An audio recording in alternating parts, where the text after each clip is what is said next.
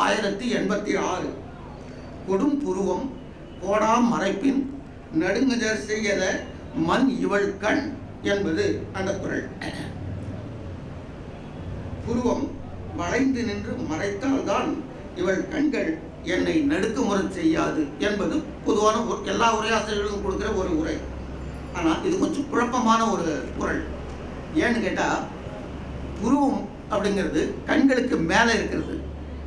ஆனால் குறள் படி பார்த்தீங்கன்னா கொடும்புருவம் கோடா மறைப்பின் அப்படின்றாரு. அப்போ புருவம் எப்படி கண்களை வந்து மறைக்கும்? அது புருவங்கிறது கண்ணுக்கு மேலே இருக்குது. அது எப்படி கண்களை வந்து இப்படி வந்து நின்று எப்படி மறைக்க முடியும்? அப்போ வள்ளுவர் ஏதாவது தவறாக சொல்லிட்டாரா அப்படின்னா, வள்ளுவர் வந்து பொய் சொல்லியிருக்கிறதுக்கு வாய்ப்பில்லை. அப்படியானால் இதன் உண்மை பொருளை எப்படி கண்டறிவது? முன்குறளின் தொடர்ச்சியாக இந்த குறட்பாவின் பொருளை கண்டறிய முயற்சிக்கலாம். இந்த குறளுக்கு முன்னாடி இருக்கிற குறள், அந்த குறளில் என்ன சொல்றாரு அப்படின்னா, ஒரு பெண்ணை பார்க்குறான். பார்த்ததுக்கு பிறகு பல அனுமானங்களை எடுத்துக்கிட்டே வரான். கடைசியாக வந்து அவனோட கண்களை பார்க்குறான். அந்த கண்ணில் அவன் பார்க்கும்பொழுது என்னவா இருக்கு? இதுக்கு முந்தின குறளில் என்ன சொல்றாரு அப்படின்னா, கூற்றமோ கண்ணோ பிணையோ மடவரல் நோக்கம் இம்மூன்றும் உடைத்து அப்படிங்கிறாரு. அதாவது அவருடைய கண்களில் கூற்றம் அப்படின்னா என்ன சொல்றது அப்படின்னா, சுட்டெரிக்கும் பார்வை. திடீர்னு ஒருத்தன் பார்க்குறான் அப்படின்னா உடனே அந்த பெண் என்ன பண்ணுறா அப்படின்னா, அவனை சுட்டெரிப்பது போல பார்க்கிறாள். அப்புறமா அடுத்த சொல்லே வந்து கண்ணோ அப்படிங்கிறாரு. அதாவது அந்த சுட்டெரிக்கும் பார்வைங்கிறது குறைஞ்சி போய் கொஞ்சம் கொஞ்சமாக கனிவும் அன்பும் நிரம்பிய கண்ணோட்டத்தை அவன் கவனிக்கிறான். ரெண்டாவது கண்ணோ. மூன்றாவது பிணையோ. அது பார்த்த உடனே மூன்றாவது பிணையோங்கிறது மானினுடைய பார்வை, அதாவது மருளுகின்ற பார்வை. முதல்ல சுட்டரிக்கும் பார்வை அது மாறிடுச்சு. மாறி இப்போ என்ன ஆகுது? கண்ணோ அப்படின்னாரு.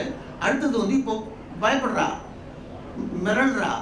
அந்த கண்ணையும் அந்த பார்வையையும் அவன் பார்க்கலாம். இதுதான் இதுக்கு முந்தின குறளுடைய இது. அப்போ இந்த குறளோட எப்படி அதை பொருத்தி பார்ப்பது என்று பார்த்தோமானால்,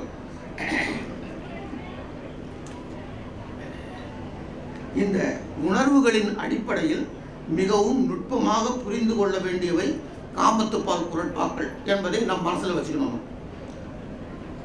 இந்த கூற்றமோ கண்ணோ பிணையோ அப்படிங்கிற அந்த முன்குறளில் கொஞ்சம் கொஞ்சமாக அவள் காதலில் விழுகிறாள் என்பதையே அந்த முன்குறள் காட்டுகிறது.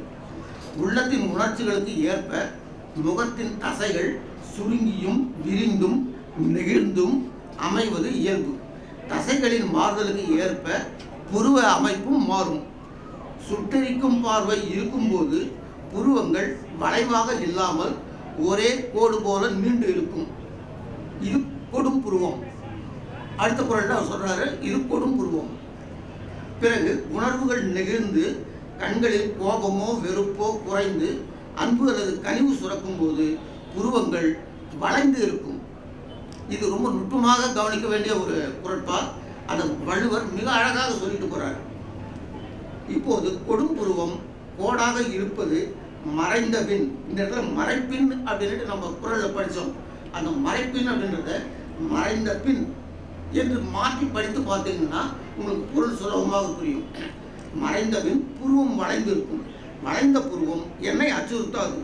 மறைப்பின் என்ற வார்த்தையை அப்படியே பொருள் கொள்வதால் தான் இந்த குழப்பம். மறைந்த பின் என கொண்டால் அந்த குறளுக்கான பொருள் சுலபமாக புரியும். கொடும் புருவம் கோடா மறைந்த பின் நடுங்கஜர் செய்யல மண் இவள் கண் என்று அதனுடைய பொருள் நமக்கு கிடைக்கும். இப்படியாக திருக்குறள் இருக்கிற எல்லா குறட்பாக்களையுமே நம்ம ஆழ்ந்து சிந்தித்து படிக்க தான் அதனுடைய சரியான பொருளை எடுத்துகிட்டு வர முடியும் என்று சொல்லி, கால அவகாசம் மிகவும் குறைவாக இருப்பதால் நான் இத்துடன் நிறைவு செய்கிறேன். நன்றி, வணக்கம்.